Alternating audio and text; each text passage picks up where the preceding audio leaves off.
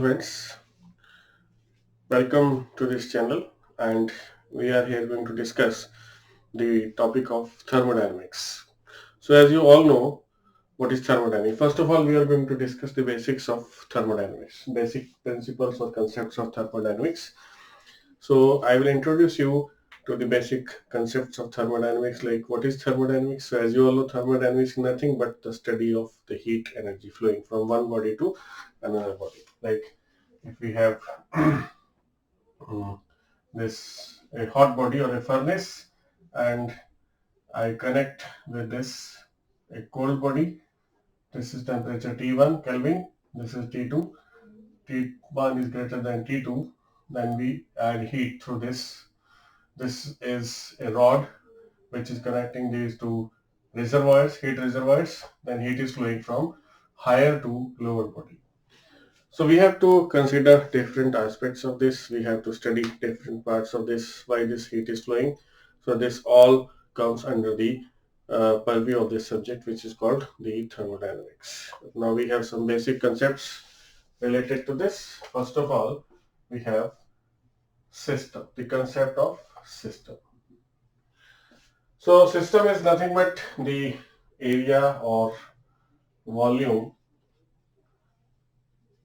under our consideration, and this is for the purpose of studying the properties. Like if I take this space and I have to consider the properties of the substance present in it, you may take this as air or anything else. This is a system, and the system is having the system boundary. This is system boundary. This is system, and everything external to the system is called surroundings. Whereas system plus surroundings may make universe.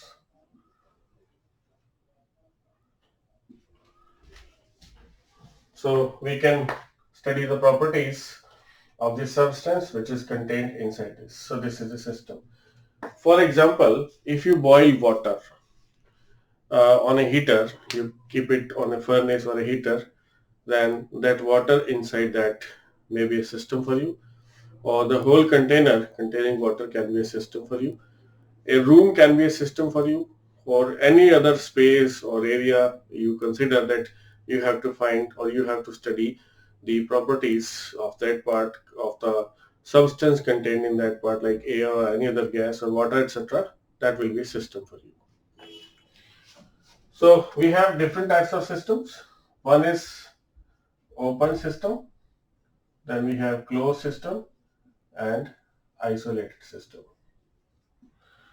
So open system is the one through which heat energy, I will write heat as Q here, heat as Q, and work we will write as W, and mass is M, which is flowing into or out of the system. So Q and M both cross the boundary of the system in case of an open system. And I will give you an example of open system, like water which is boiling here in a container. Q is the heat given from below, like you keep it on a furnace or a heater. So Q is the heat given and we have water contained in it. So if I define the system boundary, I can take this water as the system or a whole of the container as the system, depending upon requirement. Suppose this is the system. This is the system boundary. So heat here is crossing, as you know that heat will be coming out of this also, and heat will be radiated out here. And also water vapor is leaving this surface of water. This is mass going out and heat also going out of the system boundary. So this is an example of open system.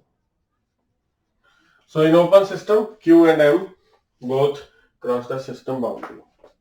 Then we have the closed system.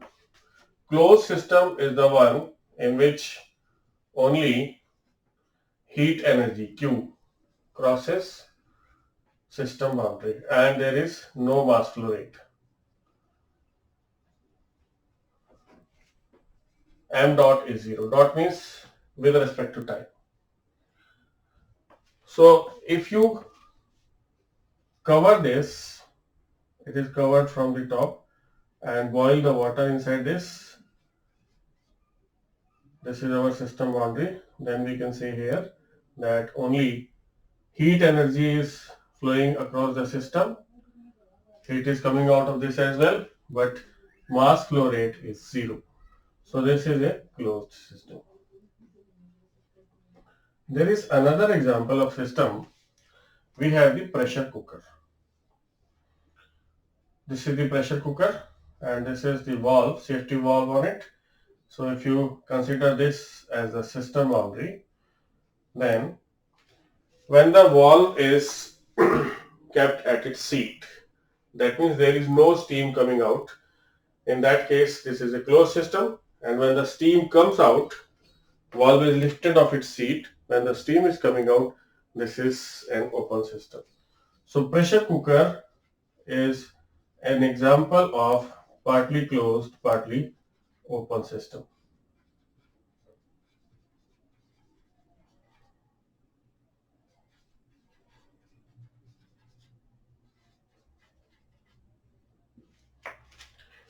And on the other hand, we have isolated system in which Q and M both are 0.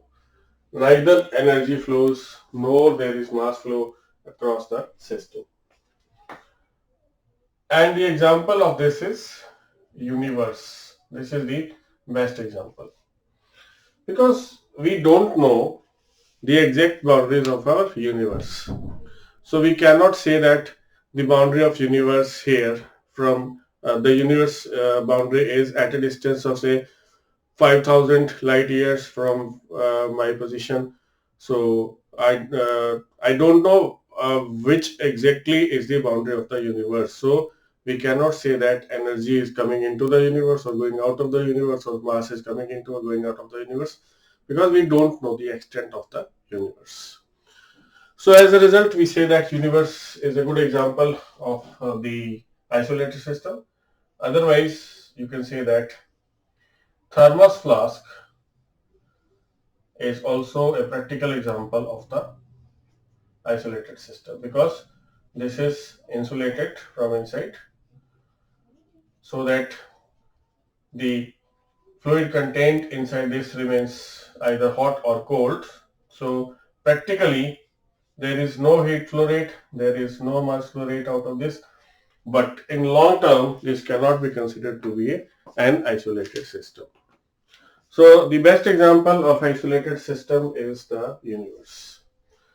So this is how we define the system. The system boundary, that is the demarcation of the system from the surroundings.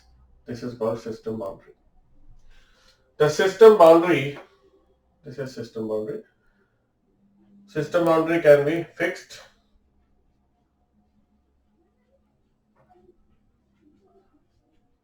or rigid, or it can be movable. If you consider your room to be a system, or it can be imaginary also. If you consider your room to be a system, then in that case we have the windows and the door, etc. in the system. So here there is no boundary. We can assume the walls to be the system boundary. So in that case it is the rigid boundary. And in case we have the room, etc. here, room, window, etc., and we assume that there is an imaginary surface which makes the boundary here on the room along the this surface that is called the door, etc. This is imaginary boundary. Although there is no boundary, but I assume that this is the boundary. So this is an imaginary boundary. And as far as the movable boundary is concerned, then we have this piston and cylinder example. This is the piston and contained in a cylinder which can move like this.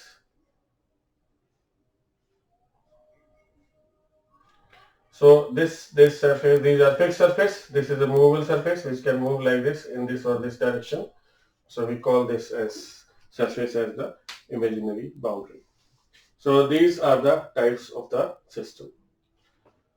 So there are certain parameters which define the position of the system at any instant of time that are called system properties that we will be discussing in the next video.